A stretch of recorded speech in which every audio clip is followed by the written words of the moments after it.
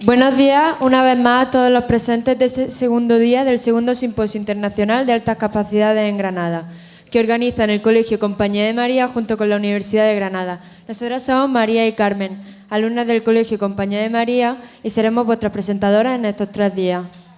Hoy hemos tenido que madrugar un poco más para estar aquí con vosotros, y entre las prisas y los nervios casi no llegamos. Pero bueno, lo importante es que venimos con la misma ilusión y un poco más relajada, aunque solo un poco. Licenciada en Psicopedagogía, nuestra primera invitada es una apasionada del deporte y de la naturaleza. Antonia González Perán disfruta escuchando música actual y haciendo viajes improvisados. Uno de sus objetivos es aprender a tocar bien la guitarra. Si quiere, al final del simposio nos hace una demostración con una que le tenemos preparada. No, es broma, no te preocupes. Un aplauso. Gracias. Buenos días, muchas gracias por vuestras amables palabras. Vaya, vaya. Pues estoy de verdad enormemente agradecida al Comité Científico y organizador de este segundo simposio internacional por la ocasión que me brindan de poder divulgar una visión de las altas capacidades desde la visión del profesorado, pero sobre todo con el ánimo decidido para colaborar en la innovación, para seguir mejorando la atención del talento. Para todos los que estáis aquí, seáis docentes o no, todo mi reconocimiento por ver y demostrar pues vuestro interés por mejorar siempre la atención de nuestros chicos más capaces. Y además, estando bajo el techo de la Universidad de Granada, siempre digo que todo debe de ser excelente. Comenzaré con una breve historia, aprovechando que mañana vamos a compartir momentos con expertos en inteligencia artificial. Allá por el 2010, un gran equipo de mentes brillantes creó en Londres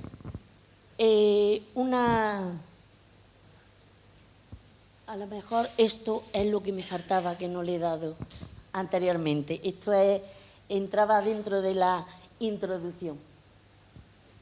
Bueno, pues ahora sí estamos. Esta era la introducción que tenía preparada, disculpad. Bueno, pues allá por el 2010 se creó una empresa en Londres y el motivo era desarrollaron un sorprendente algoritmo artificial donde le llamaron red neuronal artificial, que según ellos explican, aprende por sí misma. Quiere decir, ¿no se oye? ¿Ahora sí? Vale. Y lo hace siempre desde cero, sin recurrir a bases de datos externas. En el 2015 comenzaron jugando y derrotando primero a campeones y después a campeones humanos, y después también se propusieron pues ganar a máquinas especializadas en otros juegos, que también lo lograron. El 4 de diciembre de 2017, el prodigioso artificial AlphaZero, tras solamente 4 horas de aprendizaje, qué envidia, ¿verdad?, pues, y partiendo únicamente del conocimiento de las reglas del juego, derrotó a ese motor digital de ajedrez Staffy 8, que es uno de esos referentes de ajedrez electrónicos, ganando de 100 partidas 28 y empatando otras 72. La denominada inteligencia artificial no solamente se basa en las matemáticas puras o en esa avanzada programación, busca también utilizar y copiar los aportes de la evolución natural apreciada en la adaptación y en el aprendizaje de los seres vivos a través de millones de años. Según nos cuentan los científicos y algunos de sus autores, afirman que un dispositivo siempre aprende si es capaz de asimilar la experiencia y lo utiliza para llevar a cabo o mejorar la realización de una nueva tarea. Otros definen que aprender significa mejorar, pero también innovar. Quiere decir que aprender a resolver una tarea no realizada anteriormente. Según nos cuentan estos científicos de la llamada neuroeducación, con ella no solamente pretenden desarrollar a las máquinas, sino también al mismísimo ser humano.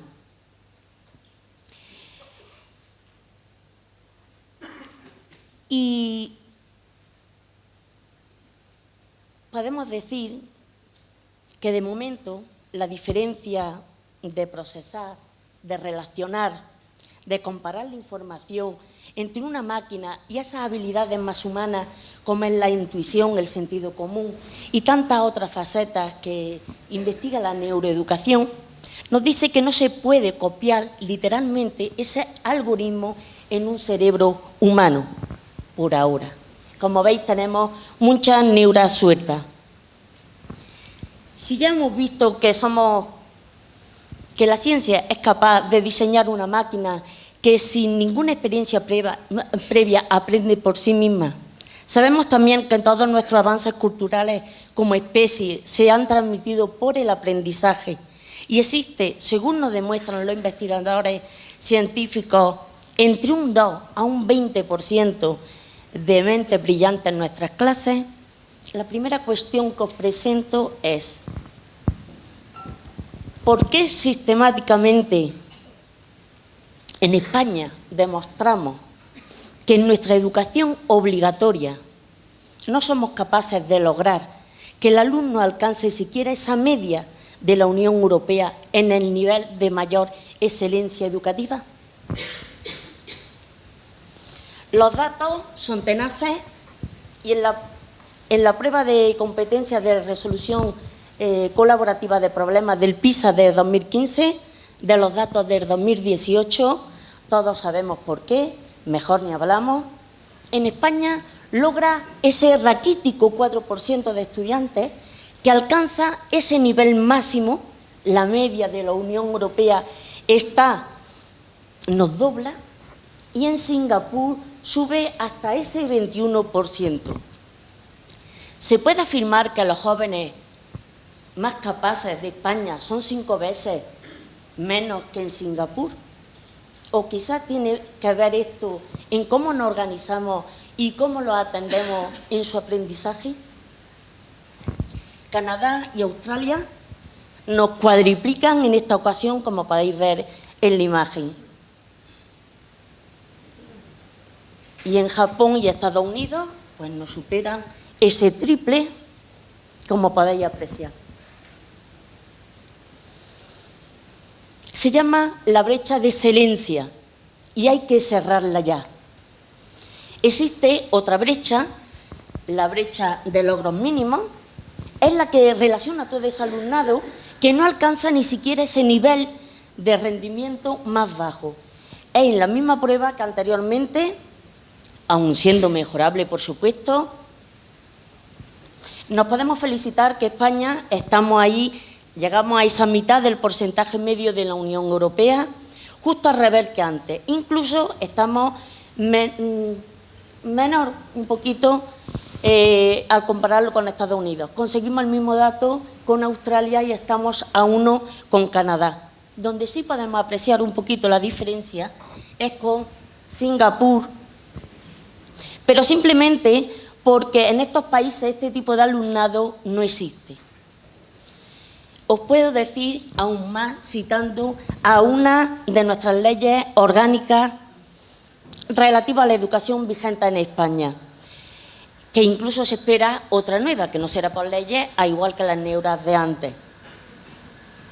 En este caso me refiero a la Ley de Educación LOE, que dice textualmente en su preámbulo, dice: la respuesta educativa a todos los alumnos se concibe a partir del principio de inclusión, entendiendo que únicamente de ese modo se garantiza el desarrollo de todos, se favorece la equidad y se contribuye a una mayor cohesión social.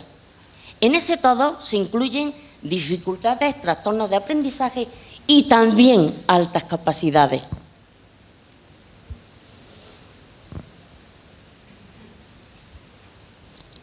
Si queremos cerrar esas dos brechas, o al menos mejorar la más abierta y evidente, la de la excelencia, que nos separa de esa referencia mundial, de ese es oportuno hacernos los docentes, no sé si estamos muchos docentes aquí, pero es importante que nos hagamos los docentes las siguientes preguntas.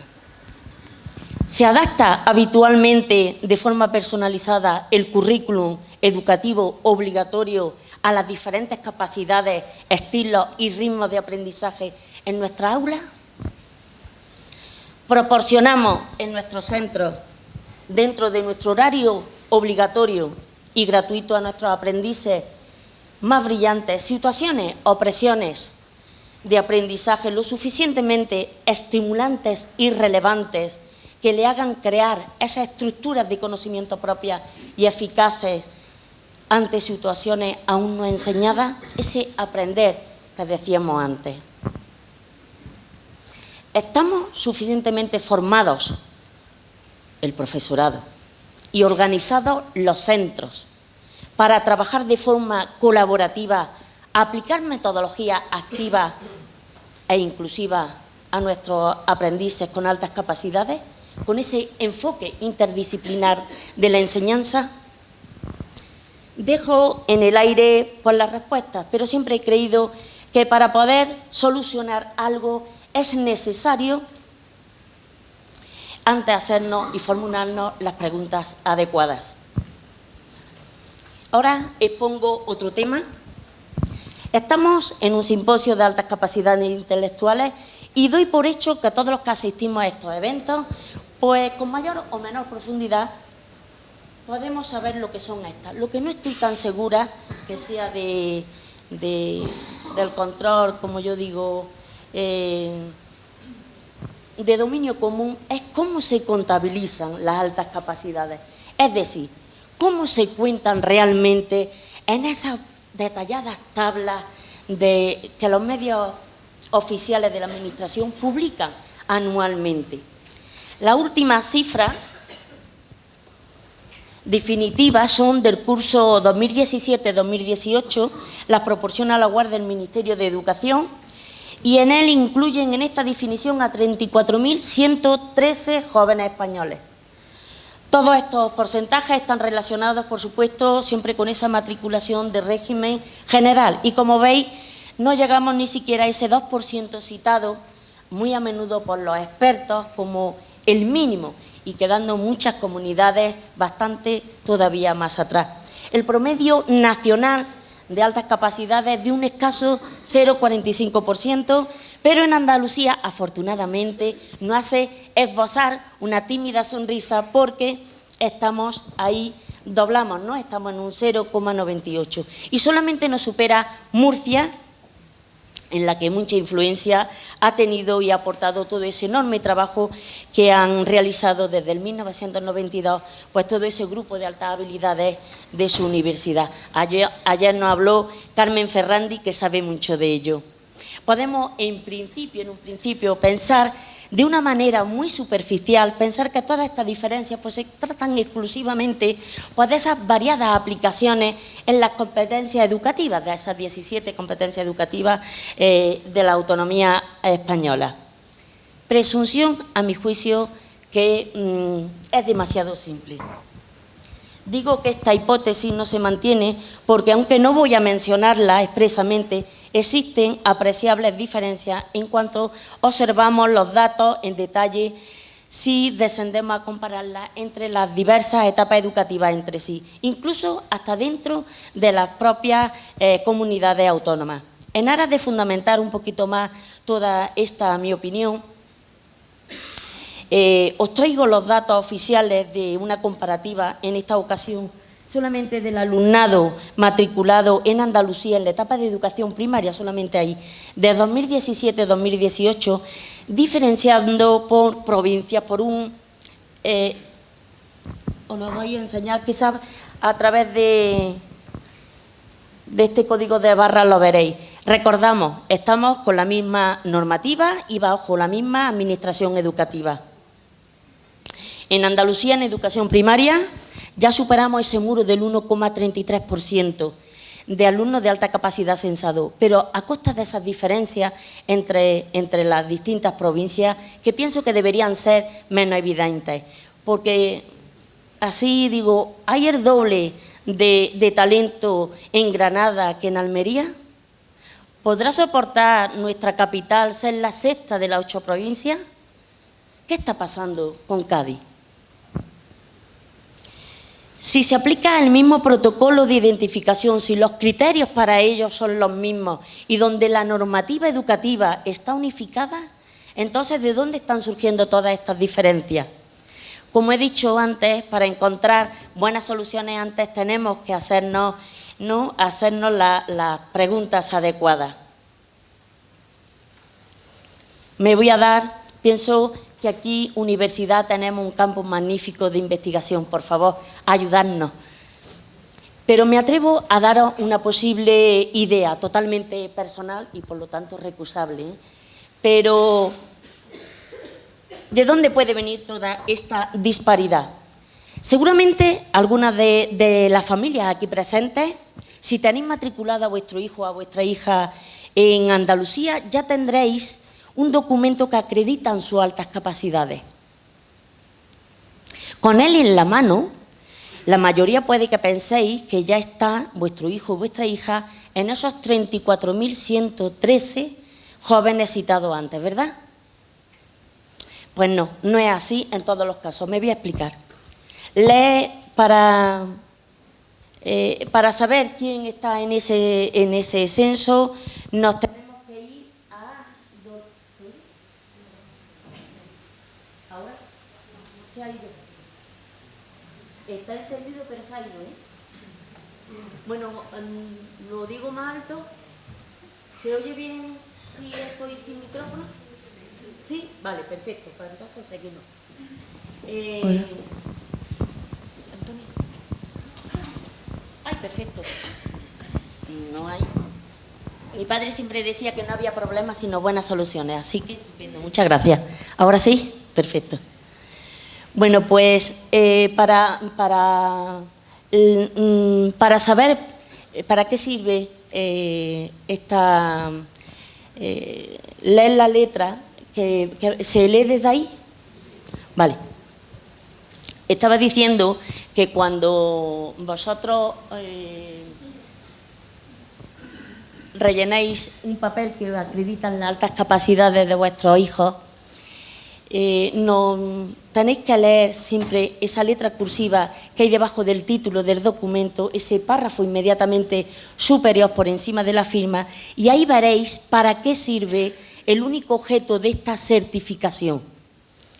Nos dice que para la admisión ante una nueva matriculación en un centro escolar, aunque de rebote, nos sirve para pedir esa ayuda por altas capacidades.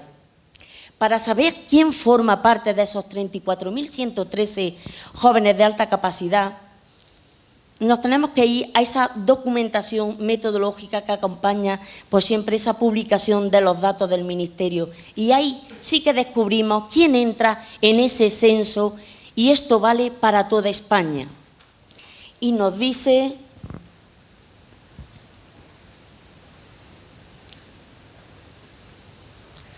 alumnado valorado como tal por los equipos y por los servicios de orientación educativa, que recibe atención educativa a través de medidas específicas, esas adaptaciones curriculares de profundización o ampliación, flexibilización del periodo de escolarización y o participación en los programas extracurriculares de enriquecimiento.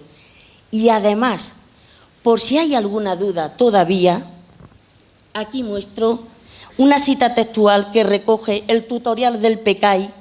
Es un programa único en Andalucía que vamos a hablar un poquito más tarde. Está disponible en Seneca, es la plataforma de gestión del sistema educativo andaluz, donde en su página 2 nos cita y nos dice: es importante destacar que el PECAI deberá estar bloqueado en Seneca para que sea considerado válido administrativamente y forme parte oficialmente de la atención educativa deferente a la ordinaria recibida por el alumno o la alumna con necesidades educativas especiales de apoyo educativo. Esas NEAI por altas capacidades. En Román Paladino, que diría Gonzalo de Berceo, el alumnado de alta capacidad intelectual antes del envío de la información por la comunidad autónoma al Ministerio Nacional, tiene que tener anotada, es decir, requerida, la determinación de necesitar algunas de las medidas que se consideran de atención específica y además dicha medida tiene que estar completada y bloqueada en el sistema para que cuente como recibida. Mi opinión e hipótesis que os presento es: ¿vendrá motivada toda esta diferencia del porcentaje entre las altas capacidades no por la identificación realizada, sino por la respuesta educativa eficiente proporcionada por cada provincia? Y todo ello a pesar del gran esfuerzo que se está haciendo en identificación, que realiza todo ese protocolo de la Junta de Andalucía, que lo están haciendo tanto en primaria como en secundaria. Opino que la participación de los centros y el profesorado en general para proporcionar medidas específicas también influye mucho en esta estadística. Perdón, me he dado cuenta que voy quizá muy rápida diciendo siglas y respuestas, así que para los más profanos voy a aclararlas un pelín.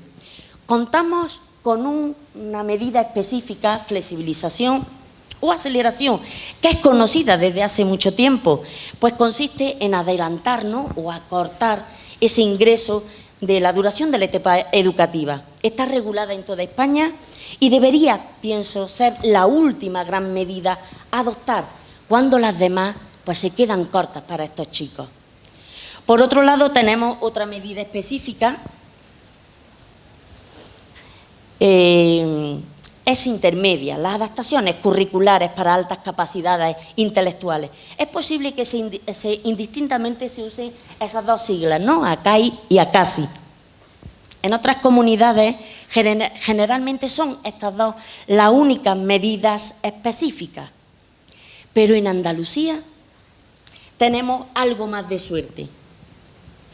Contamos con 3, añadiendo el mencionado PECAI, ese programa de enriquecimiento curricular para el alumnado con altas capacidades intelectuales.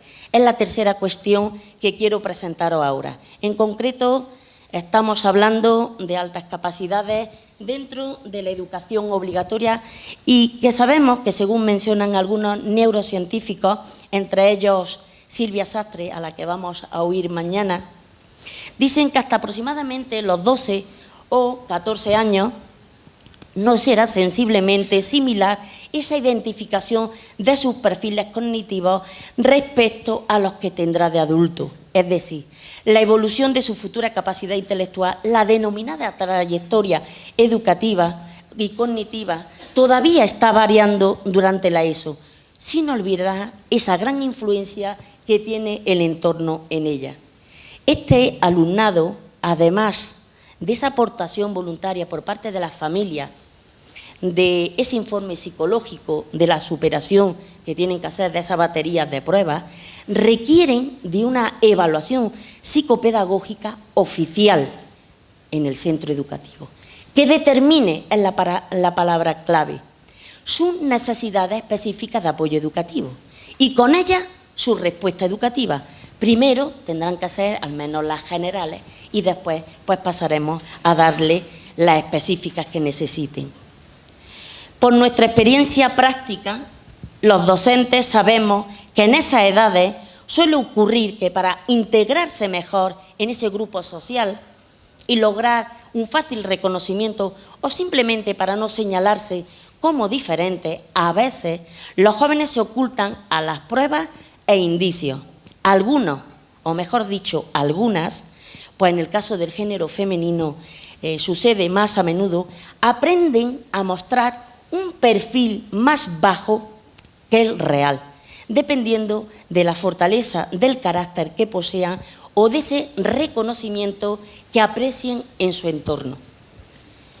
También ya sea por una desmotivación que acumulan curso tras curso, a veces debido a esa excesiva superposición de contenido, o bien tal vez por mostrar esos comportamientos personales poco apropiados o quizás unido a esa falta de comunicación eficiente, puede parecer a algunos de esos jóvenes con alta capacidad más cercanos a esas dificultades de aprendizaje o a un futuro fracaso escolar antes que apreciar en ellos a unas altas capacidades.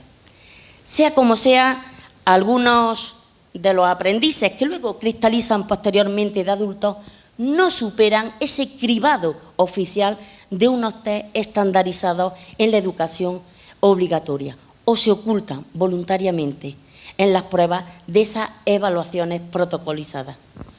Por otro lado, existen también otros jóvenes que sin llegar a poseer esos perfiles intelectuales excepcionales, simplemente son muy eficaces en la aplicación de sus funciones cognitivas, adecuada memoria, fluido razonamiento lógico y una buena expresión oral y escrita, manifestando además esa gran predisposición para enfrentarse solo o en colaboración con otros a los problemas, a los desafíos intelectuales, deportivos o artísticos, destacando en ellos. Es decir, que hay además otro alumnado que, a pesar de no superar esos requisitos para ser considerados de alta capacidad, los docentes sabemos que requieren de una atención educativa algo diferente a ese grupo ordinario en función de su desempeño académico, por su particular estilo y ese ritmo de aprendizaje. La legislación nacional en el 2014 le llama alumnado especialmente motivado por el aprendizaje. Así pues, tenemos en nuestras clases, por un lado, a esas NEAI, por presentar altas capacidades determinadas, los talentos que se ocultan, junto a esos jóvenes de rendimiento y aprendizaje diferente. Esa triple población que combinan un potencial de futura excelencia que requieren de una atención educativa intensa para cerrar pues toda esa brecha de la que hemos estado hablando antes. Eureka, desde el 2017 en Andalucía existe otra posibilidad de respuesta aún muy desconocida por la familia y poco empleada por los centros, es el PECAI. En este simposio los docentes tenéis la oportunidad de comprobar qué son los programas de enriquecimiento curricular, unos PEC de alta exigencia como los que está desarrollando pues, el Colegio Compañía de María, que tan generosamente pues, están compartiendo. Además, a través del concurso del talento, ayer por la tarde también vimos estupendas experiencias educativas en otros centros y hoy por la tarde vaya a poder participar también de nuevas e interesantes experiencias que siempre nos darán nuevas ideas para trasladar a todas nuestras aulas. Pero un PEC, por muy bueno que sea, no es automáticamente considerado un PECAI en Andalucía. Lo voy a explicar un poquito más detallado. Un PECAI ya hemos visto que es una medida específica de atención educativa diferente a la ordinaria, es decir, es una medida específica para estos jóvenes con informe psicopedagógico y como tal, si el orientador o la orientadora lo determina como requerida y lo registra en Séneca como recibida, para ese joven contará como alta capacidad intelectual andaluza y también española. Aunque para recibir toda esta medida se necesita primero que algún docente o varios de ellos pues hagan y diseñen un programa de enriquecimiento, esos PEC que deben al menos incluir entre sus destinatarios a un estudiante con NEAI por altas capacidades. Lógicamente será al que se quiera atender y este programa se aplicará siempre dentro de horario escolar. Es su característica fundamental. Pero estos PEC, una vez que están creados todavía, pues no es una medida específica por sí misma. El tutor o la tutora es el que tiene que vincularlos, ese alumnado de alta capacidad, con los PEC. Eso sí convierte a los PEC en un PECAI, para que ese alumno en concreto lo reciba. Es importante conocer que un mismo aprendiz de alta capacidad puede aparecer en varios de los PEC creados en el centro. Estamos siempre en tantos como en los que se decida que son apropiados para este chico, para esta chica. A partir de que lo bloquee ese tutor o tutora, ese PECAI es cuando ya se considera que está proporcionada esa atención para ese joven de alta capacidad. Y entonces sale disponible para que se pueda valorar su seguimiento. Recordar que esta medida es específica, busca mejorar su experiencia de aprendizaje, afianzar la atención en los procesos de aplicación de conocimientos y ampliar sus competencias con actividades de enseñanza, pues siempre más ricas, colaborativas y complejas. Por cierto, su evaluación por el equipo educativo docente siempre es cualitativa y no afecta a su calificación oficial ni de curso ni de etapa. Así que podéis estar también muy tranquilas todas las familias. Pero aquí no acaba la enorme oportunidad de esta medida. En Andalucía, a esos PECAIS creados, en principio, para atender a los chicos de alta capacidad, específicamente, además se le permite añadir también a otro alumnado. Ese alumnado lo tiene que definir el centro educativo porque son los jóvenes especialmente motivados por el aprendizaje. Eso lo tiene que recoger el propio proyecto educativo. Al igual que sucede con las altas capacidades de estos chicos motivados, tampoco son calificados, sino evaluados trimestralmente en esas reuniones que hacen los profesores en su equipo, en las reuniones ordinarias. Voy terminando. De esta forma, pues se puede trabajar de forma inclusiva a todas esas mentes más capaces dentro de horario escolar y junto a estudiantes de diversas capacidades, estén determinadas sus NEAI por altas capacidades, sean solamente alumnos especialmente motivados por el aprendizaje o de alto rendimiento. Es una triple población con más posibilidad de talento que hemos citado antes. La heterogeneidad temática de los PES y la interdisciplinariedad amplían todas esas presiones de aprendizaje pues de nuestros talentos y con ellas pues todas sus oportunidades. Incluso destaco que en estos PES en los que participan exclusivamente todo este alumnado, pues eleva siempre su rendimiento, la competición natural que surge, fomenta la aceptación social y le prepara para esa convivencia futura en ambientes profesionales. Como digo, es una flexible e innovadora herramienta que requiere de un verdadero liderazgo educativo por parte de los equipos directivos. Para aplicarla exige una adecuada organización interna de los centros, pero sobre todo para permitirles ese horario de aplicación y esa predisposición de la innovación por parte del profesorado para poderla llevar a cabo. Pienso que vale la pena explorar. Son medidas educativas, organizativas, que están al alcance de todo el profesorado y de todos los centros educativos, son legales e innovadoras. Desde la responsabilidad como docentes debemos de dar un paso decidido y debemos de aplicarlas pues de forma general. Soy consciente que condensar pues quizás todos los diversos conceptos que estoy intentando trasladar en tan breve espacio de tiempo pues es muy difícil, pero voy a abusar un poquito, Puri, aún más de vuestra paciencia. Me voy a atrever a presentaros muy sintetizado un último tema que estoy actualmente muy involucrada junto a un equipo magnífico de profesorado en un IES, yo le he llamado mentorías. Como especialista en atender directamente a jóvenes con dificultades y con trastornos de aprendizaje, veo diariamente que para ayudarles se necesita de una intervención longitudinal a lo largo de toda la estancia del joven en el centro, llevándolo a cabo de forma sistematizada y organizada.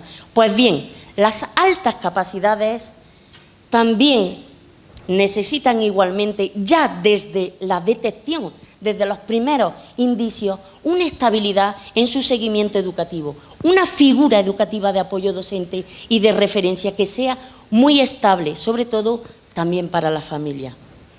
Ese rol representado en las mentorías por una misma persona, o sea, un docente permanente en el tiempo, lo creo imprescindible para todo ese transcurso de nuestros jóvenes con talento en... No se ha pasado, ¿verdad? Ahora.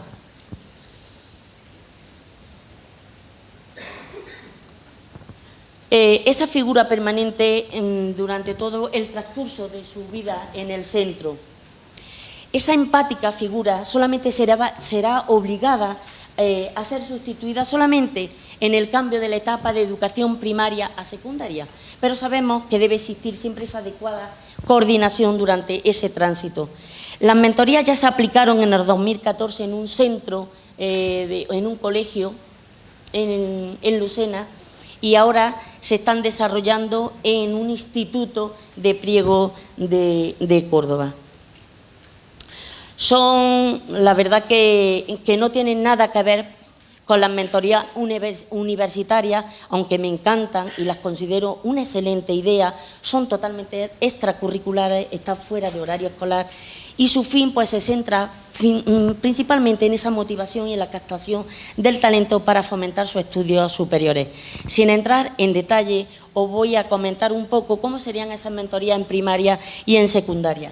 El mentor es un experto en enriquecimiento con una buena formación en altas capacidades y se le asigna oficialmente al aprendiz con talento como una medida general de atención ordinaria en esas reuniones de equipo docente, recogiéndose pues en esa acta general para que se haga de forma legal.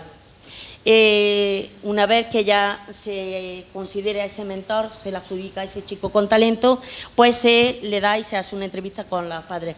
No es una figura únicamente útil para los jóvenes, sino que incluso con esa formación permanente apoya al profesorado, colabora con los docentes en ese cambio frecuente, bien por sustitución, interinidades, cambios de ciclo, de etapa. Son nombrados muchas veces por primera vez tutores de esos chicos con talento que desconocen muchas veces pues esas características básicas, esos antecedentes sociales, esos intereses vitales. Ahí están los mentores para ayudarles a reconocer todas esas referencia académica. Importante, su implantación no resta ni disminuye un ápice las funciones legales de las tutorías del curso, únicamente pretenden completarlas. Sabemos que todos los tutores cambian cada curso, no es un nuevo rol administrativo. Hay que destacar que no va a destacar ni a descargar a nadie de su responsabilidad de esa atención a las altas capacidades que por normativa corresponde a todo el profesorado en su ámbito, en su área, en su materia o asignatura. Los mentores en la educación obligatoria aportan su experiencia, su guía de aprendices, apoyando a todos los equipos docentes del centro en la identificación de indicios, contribuyen siempre a elevar la personalización desde la inclusión de la enseñanza y colaboran pues siempre en esos posibles problemas de acoso, promocionando también a esos jóvenes ofertas e información a becas y actividades culturales. También proporciona al Departamento de Orientación y particularmente a los especialistas en ella, a un grupo de profesores pues bien preparados e interesados para atender al talento que con esa experiencia que tienen, con ese alumnado, insisto, con esa formación continua a través del paso de los años en metodología activa, en detección de indicios, en atención a las altas capacidades, estarán en la mejor disposición para colaborar e impartir esas medidas específicas que se establezcan, naturalmente sin ser responsabilidad exclusiva para ellos. Esta figura propicia una atención educativa personalizada, dinamizando ese horario de enriquecimiento, horario que debe de ser asignado por esa jefatura de estudios, estableciendo en esa justa equidad o incluso en coordinación pues con el ya clásico y habitual de refuerzo. Horario que sin avanzar de contenidos curriculares pues se desarrollan todas esas actividades de enriquecimiento, esos PES citados, promoviendo ese aprender, haciendo con ese núcleo de aprendizaje inductivo más eficaz. Desde hace varios años en este instituto se está llevando a cabo un plan de formación mentoría. Ya tienen muy claro qué tipo de persona con talento quieren desarrollar. Se tiene ya ese ciudadano futuro y excelente que queremos formar. Se cuenta con un censo de alumnado especialmente motivado de alto rendimiento y además pues ya se tiene esos documentos de registro de actividades, de entrevistas, dossiers de información para la familia, dossiers de información para el profesorado, planificadores, planes de evaluación para todas esas actividades de enriquecimiento, modelos de trabajo, de investigación, rúbricas para esas exposiciones orales. En fin, vamos poco a poco. Luego todo eso pues se recoge en todas las actividades en una carpeta o un portfolio individual para cada aprendiz. Las mentorías son uno de los 4 pilares de las medidas generales de atención ordinaria que sería y debería tener todo centro educativo para atender al talento. Las otras 3 pues sería, bajo mi personal punto de vista, la personalización del aprendizaje, mediante esa aplicación de las metodologías activas, la permanente identificación de indicios de necesidades de apoyo educativo por altas capacidades, con ese consiguiente censo de alumnado especialmente motivado por el aprendizaje, junto al imprescindible cuarto pilar, el horario de enriquecimiento curricular que permita llevar a cabo actividades y esas situaciones de aprendizaje más complejas, motivadoras para el ritmo de esas altas capacidades.